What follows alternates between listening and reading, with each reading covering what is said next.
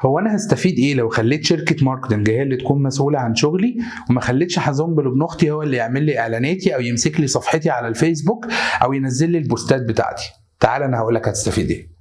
ببساطه جدا للرد على السؤال ده، هو ان حزنبل ممكن يكون بيعرف يعمل اعلانات، ممكن يكون بيعرف يعمل ديزاينز، ممكن يكون بيقدر يكتب كونتنت، طيب ممكن يكون بيقدر يرد على العملاء ومودريتور شاطر في انه يرد على رسائل العملاء ويبيع لهم، ولكن بالتاكيد هو ما يقدرش يعمل كل الحاجات دي مع بعض. فلو انت عايز تعرف ايه اللي بيميز شركه الماركتنج في ان هي تكون مسؤوله عن البيزنس بتاعك، هقولها لك في نقط معينه.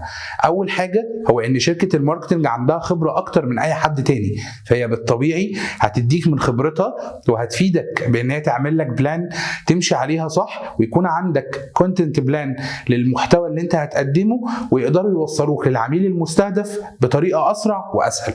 رقم 2، ان بيكون وراك تيم كامل.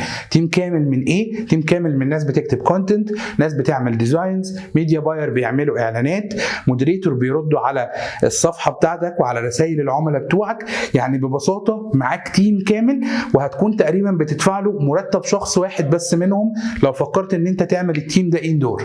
اوقات كتير بنقابل عملاء يقول لك انا ممكن اعمل كل التيم ده عندي جوه شركتي، ولكن لو جيت بصيت عليها هتلاقي نفسك هتدفع كوست كبير قوي انت مش هتكون محتاجه.